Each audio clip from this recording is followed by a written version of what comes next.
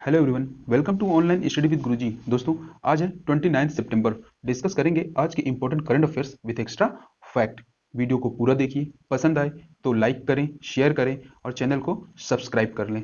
Bell icon को press कर लें जिससे हमारी वीडियो की नोटिफिकेशन आपको प्रॉपर मिलती रही। चलिए शुरू करते हैं आज का करंट अफेयर्स। फर्स्ट क्वेश्चन है, हाल ही में पूर्व केंद्रीय मंत्री जसवंत सिंह का निधन हो गया, उनके द्वारा लिखी किताब का नाम क्या है? करेक्ट आंसर है सी, यानी कि Jinnah India partition independence. Jaswant Singh के द्वारा लिखी गई जिन्ना पर यह बुक इनके जीवन काल की बहुत आलोचक बुक साबित हुई थी, क्योंकि इन्हें 2009 में इसी बुक के कारण बीजेपी से निकाल दिया गया था। कहां से? बीजेपी से, क्योंकि ये बीजेपी पार्टी के नेता थे, वहां से इनको निकाल दिया गया था क्योंकि इस बुक में जसवंत सिंह ने जिन्ना की प्रशंसा की थी। जसवंत सिंह अटल बिहारी वाजपेयी के मंत्रिमंडल में भारत के विदेश मंत्री, रक्षा मंत्री और वित्त मंत्री के तौर पर कार्य किया था। बात करते हैं अदर ऑप्शंस में। अदर ऑप्शंस में माई लाइफ इन डिजाइन, ये गौरी खान ने लिखा है। Voice is dissent, voice is Romila Thapar, यानी कि वॉइस ऑफ डिसेंट को किसने लिखा था? रोमिला थापर के द्वारा। और अ प्रॉमिस लैंड, ये लिखा था बराक ओबामा के द्वारा, यानी कि अमेरिका के पूर्व राष्ट्रपति बराक ओबामा के द्वारा अ प्रॉमिस लैंड बुक लिखी गई थी। चलते हैं नेक्स्ट क्वेश्चन पर। नेक्स्ट क्वेश्चन है सेकंड, हाल ही में भारत और किस देश के बीच नौसैनिक अभ्यास जिमेक्स 2020 शुरू हुआ? करेक्ट आंसर है जापान। जापान और भारत के बीच अभी हाल ही में जिमेक्स 2020 नौसैनिक अभ्यास शुरू हुआ है। कहां पर शुरू हुआ है ये नौसैनिक अभ्यास? तो ये उत्तरी अरब सागर में शुरू हुआ है और इस अभ्यास का ये चौथा चरण है।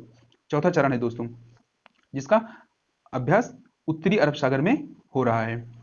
अच्छा, भारत की तरफ से इस युद्ध में युद्धपोत चेन्नई, तांग और तरकस शामिल हुए हैं, जबकि जापान की तरफ से कागा युद्धपोत और इका जूची युद्धपोत, दो युद्धपोत हैं जापान के, कागा युद्धपोत और इका जूची युद्धपोत, ये दोनों शामिल हुए हैं।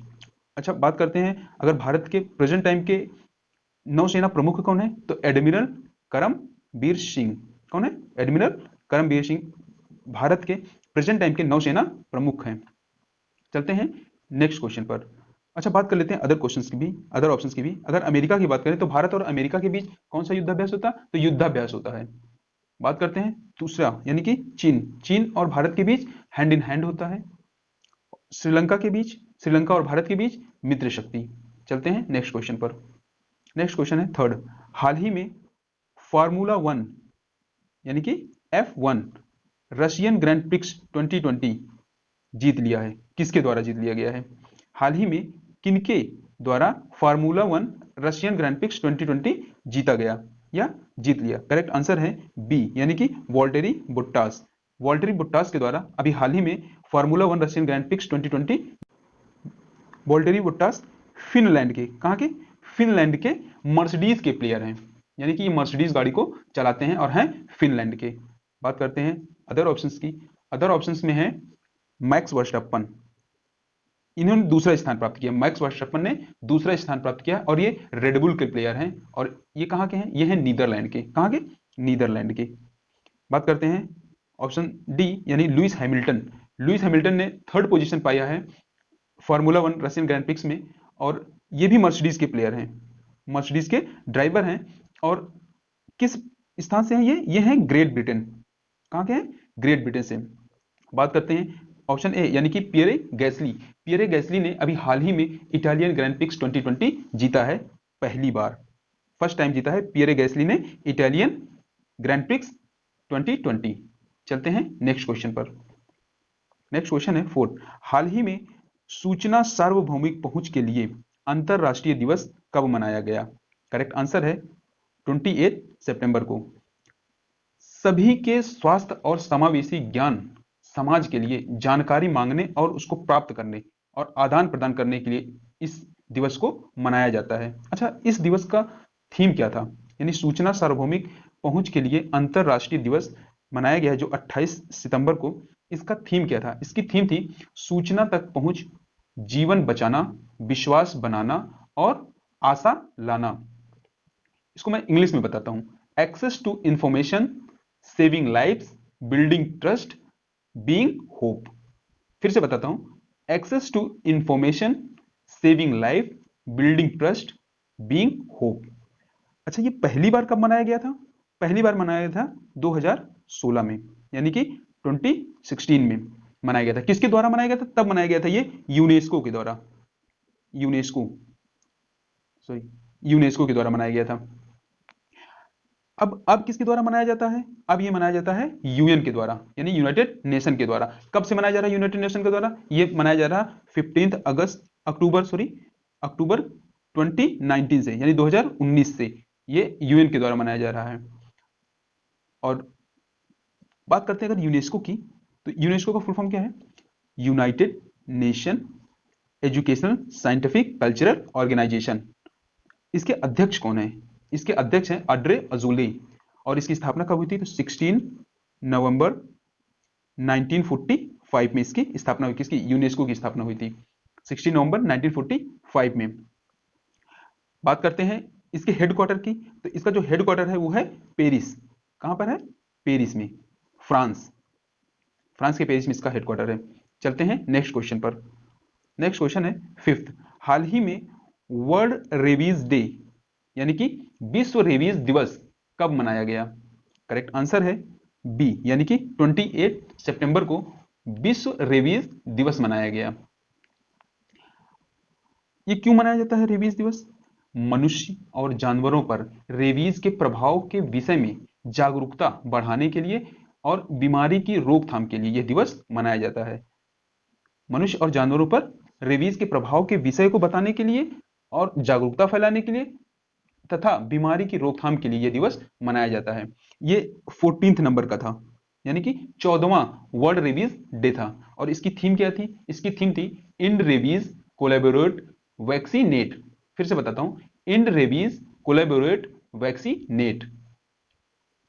चलते हैं नेक्स्ट क्वेश्चन। अच्छा, एक चीज और, वर्ल्ड रेबीज डे यानी कि रेबीज का आविष्कार किसने किया था? इस टीके का आविष्कार किसने किया था? रेबीज जो टीका बनाया गया था, इसके आविष्कारक कौन थे? इसके आविष्कारक थे लुई पाश्चर। कौन थे? लुई पाश्चर ने रेबीज के टीके का आविष्कार किया था। चलते हैं नेक्स्ट क्वेश्चन पर। नेक्स्ट क्वेश्चन है 6। हाल ही में किस देश के मनोनीत प्रधानमंत्री मुस्तफा अदीब ने अपने पद से इस्तीफा दे दिया? मुस्तफा अदीब ने अभी हाल ही में लेबनान के प्रधानमंत्री थे जिन्होंने अपने पद से इस्तीफा दे दिया है। लेबनान की राजधानी की बात करें तो बेरूत है, और वहां पे करेंसी जो चलती है वो लेबनानी पाउंड चलती है। क्या चलती है? लेबनानी पाउंड। लेबनान बेरूत एक बंदरगाह था जिस पर अभी हाल ही में विस्फोट हुआ था, जिसमें 200 से ज्यादा लोग मारे गए थे। ये इंपॉर्टेंट है दोस्तों, याद रखिएगा कि अगर सवाल आता है कि किस प्लेस पर या किस बंदरगाह पर विस्फोट के दौरान 200 लोगों से ज्यादा मारे गए थे, तो वो है बेरूत। बेरूत बंदरगाह पे 200 से ज्यादा लोग मारे गए थे विस्फोट के कारण। और वहीं के प्रधानमंत्री मुस्तफा अदीब ने अभी हाल ही में इस्तीफा दे दिया है। चलते हैं नेक्स्ट क्वेश्चन पर। नेक्स्ट क्वेश्चन है 7th। हाल ही में IRDAI ने किसे घरेलू व्यवस्थित रूप से महत्वपूर्ण बीमाकर्ता DSII के रूप में चिन्हित किया है? इरडा। इरडा क्या है? इरडा है insurance regulatory and development authority of India. और इरडा के जो अध्यक्ष हैं प्रेजेंट टाइम में वो हैं सुभाष सी खुंटिया। कौन है इरडा के अध्यक्ष? सुभाष सी खुंटिया। इरडा की स्थापना हुई थी 1999 में, यानी कि 1999 में। और इसका इरडा का हेडक्वार्टर है, वो बहुत इंपॉर्टेंट है दोस्तों, हैदराबाद। कहां पर है? हैदराबाद। इरडा का हेडक्वार्टर कहां पर है? हैदराबाद। अब बात करते हैं घरेलू व्यवस्थित रूप से महत्वपूर्ण बीमाकर्ता के रूप में किसे चिन्हित किया है? तो LIC, GIC और न्यू इंडिया इंश्योरेंस, यानी कि इन तीनों कंपनियों को इरडा ने चिन्हित किया। यानी करेक्ट आंसर होगा डी, यानी कि ऑल ऑफ दीज, यानी कि इनमें से तीनों। LIC यानी भारतीय जीवन बीमा कंपनी, GIC यानी general insurance corporation of company, और न्यू इंडिया इंश्योरेंस कंपनी, इन तीनों को जो है इसने घरेलू व्यवस्थित रूप से महत्वपूर्ण बीमा कंपनी के रूप में चिन्हित किया है। चलते हैं नेक्स्ट क्वेश्चन पर। नेक्स्ट क्वेश्चन है 8। हाल ही में भारत ने किस देश के साथ बौद्धिक संपदा सहयोग समझौता ज्ञापन पर हस्ताक्षर किया है? करेक्ट आंसर है डेनमार्क, यानी कि डी। बौद्धिक संपदा सहयोग समझौता ज्ञापन पर भारत ने डेनमार्क के साथ समझौता किया है। तो डेनमार्क के साथ, तो डेनमार्क की राजधानी है कोपेनहेगन। क्या है? कोपेनहेगन। और डेनमार्क की करेंसी है डेनिश क्रोना। क्या है?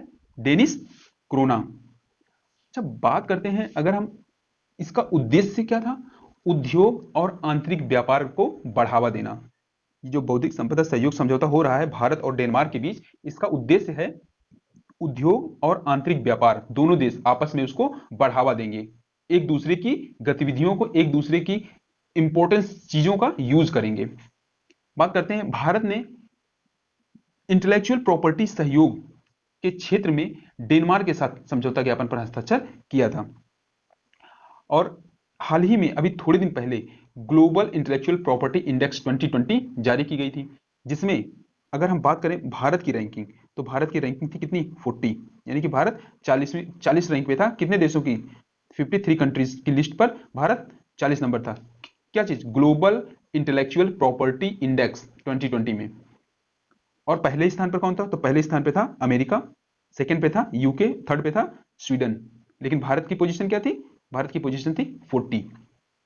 अच्छा, कुछ रैंकिंग के बारे में और बात कर लेते हैं। अभी हाल ही में इंडेक्सिंग आई है कुछ, जैसे वर्ल्ड ह्यूमन कैपिटल इंडेक्स अभी आया है, उसमें भारत का स्थान है 116। उसके बाद अभी एक और इंडेक्स आया था, वर्ल्ड रिस्क इंडेक्स, ठीक है ना, वर्ल्ड रिस्क इंडेक्स, जिसमें भारत का स्थान था 89। और 40 रैंक है ग्लोबल इंटेलेक्चुअल प्रॉपर्टी इंडेक्स 2020 में। चलते हैं नेक्स्ट क्वेश्चन पर। नेक्स्ट क्वेश्चन है 9th। हाल ही में एडीबी यानी एशियन डेवलपमेंट बैंक ने भारत के किस राज्य के साथ उनके शहरों के लिए $300 मिलियन के ऋण को मंजूरी दी है? करेक्ट आंसर है ए, यानी कि राजस्थान।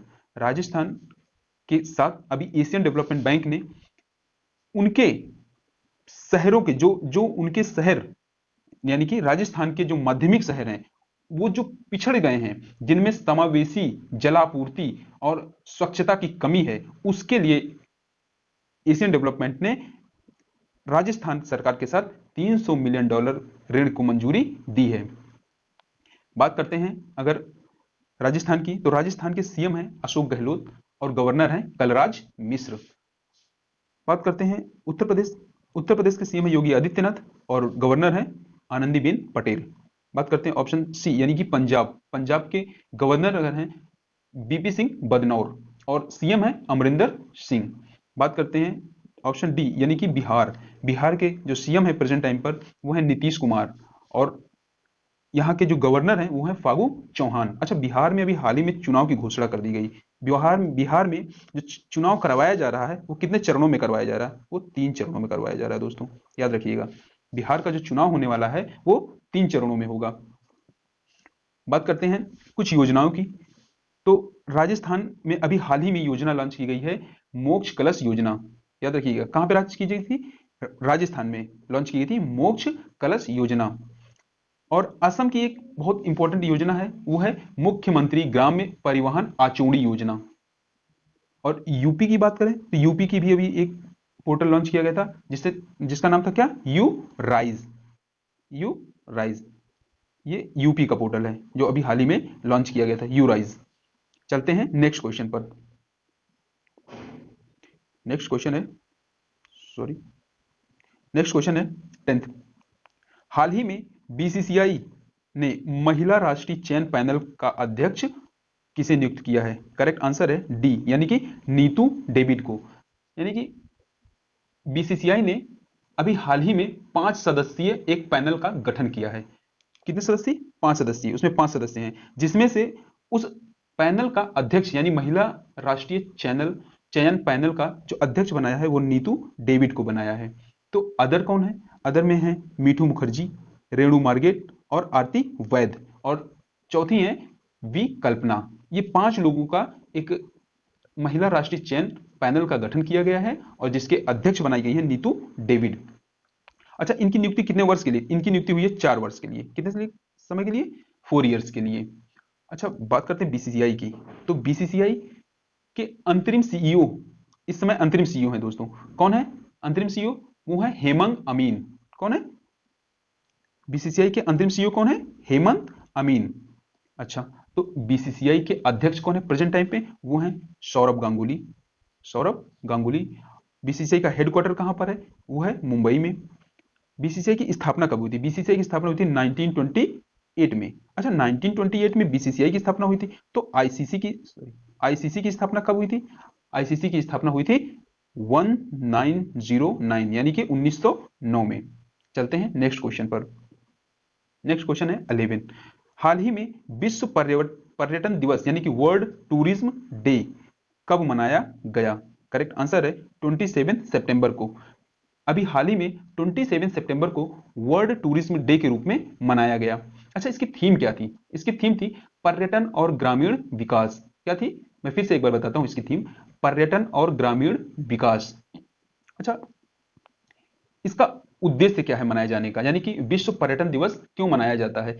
अंतरराष्ट्रीय समुदाय में पर्यटन की भूमिका के बारे में जागरूकता, यानी कि पर्यटन से क्या लाभ है इसके बारे में विश्व व्यापक रूप से इसकी जो इससे जो हमारा रेवेन्यू प्राप्त होता है इसके बारे में जो है जागरूकता फैलाना है, जिससे उस प्रदेश का पर्यटन में विकास शामिल किया जा सके, जिसका उद्देश्य है विश्व पर्यटन दिवस का। अच्छा अच्छा, ये मनाया किसके द्वारा जाता है? ये मनाया जाता है UNWTO यानी कि United Nation World Tourism Organisation के द्वारा ये मनाया जाता है। तो इसका हेडक्वार्टर कहाँ है? इसका हेडक्वार्टर है स्पेन, मैड्रिड में। कहाँ पे हेडक्वार्टर? स्पेन के मैड्रिड में। अच्छा, प्रेजेंट टाइम में इसके अध्यक्ष कौन है? यूएनडब्ल्यूटीओ के अध्यक्ष हैं जुर्बन पोलो लिका सविली। फिर से बताता हूं, जुर्बन पोलो लिका सविली। अच्छा, इसकी स्थापना कब होती है यूएनडब्ल्यूटीओ की? इसकी स्थापना होती है 1 नवंबर 1974 को, यानी 1 नवंबर 1974 को। एक मिनट दोस्तों, 1974 को 1 नवंबर, ओके, 1 नवंबर 1974 को इसकी स्थापना हुई थी United Nation World Tourism Organisation की। चलते हैं नेक्स्ट क्वेश्चन पर। नेक्स्ट क्वेश्चन है 11th। हाल ही में एनसीएईआर के अनुसार भारत की जीडीपी फाइनेंशियल ईयर 2021 में क्या रहेगी? करेक्ट आंसर है माइनस का 12.6%। यूएनएचसी यूसीएईआर मतलब यानी कि नेशनल सॉरी एनसीएईआर का मतलब है national council of applied economic research. इसके अनुसार भारत की जो जीडीपी है फाइनेंशियल ईयर 2021 में वो रहेगी माइनस का 12.6%। यह इसका अनुमान लगाया गया है। अच्छा, इसका हेडक्वार्टर कहाँ है? एनसीएईआर का हेडक्वार्टर है न्यू दिल्ली में। कहाँ है? नई दिल्ली में। और इसकी स्थापना हुई थी 1956 में। कब हुई थी इसकी स्थापना? 1956 में। अच्छा, ये फाइनेंशियल ईयर 2021 के लिए लगाया है। तो फाइनेंशियल ईयर 2020 के लिए 22 के लिए क्या लगाया था? फाइनेंशियल ईयर 22 में 7% का लगाया है। ये प्लस है यानी कि बढ़ेगी। ठीक है, तो एनसीएईआर ने ही 2022 के लिए कितना लगाया है? 7%। चलते हैं नेक्स्ट क्वेश्चन पर। नेक्स्ट क्वेश्चन है 13। अच्छा दोस्तों, आज से मैं इसमें कंप्यूटर के कम से कम 2 से 5 क्वेश्चन के आसपास इंक्लूड करने वाला हूं, क्योंकि कंप्यूटर के क्वेश्चन सभी एग्जाम में आते ही हैं। 2 से 4 क्वेश्चन आते हैं। मैं 2 से 4 क्वेश्चन कर करके कुछ क्वेश्चंस के कंप्यूटर के भी क्वेश्चन यहां पर कंप्लीट करने की कोशिश करूंगा। आज फर्स्ट सेशन है, इसमें 3 क्वेश्चन मैंने शामिल किया है। फर्स्ट क्वेश्चन है 13। देश का पहला कंप्यूटर साक्षर जिला कौन है? करेक्ट आंसर है डी यानी कि मल्लपुरम। मतलब भारत का पहला कंप्यूटर साक्षर जिला कौन है? मल्लापुरम। चलते हैं नेक्स्ट क्वेश्चन पर। 14th। भारत का पहला कंप्यूटर कहां स्थापित किया गया? करेक्ट आंसर है डी यानी कि कलकत्ता। भारत का पहला कंप्यूटर कहां स्थापित किया गया था? कलकत्ता में। कब स्थापित किया गया था? 1956 में।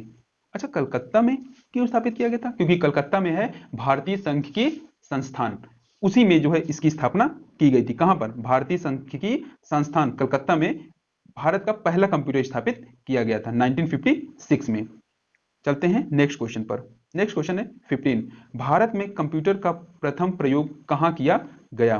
करेक्ट आंसर है ए, यानी कि बेंगलोर। याद रखिएगा दोस्तों, भारत में कंप्यूटर का प्रथम प्रयोग एज ए कमर्शियल जो किया गया था वो बेंगलोर में किया गया था।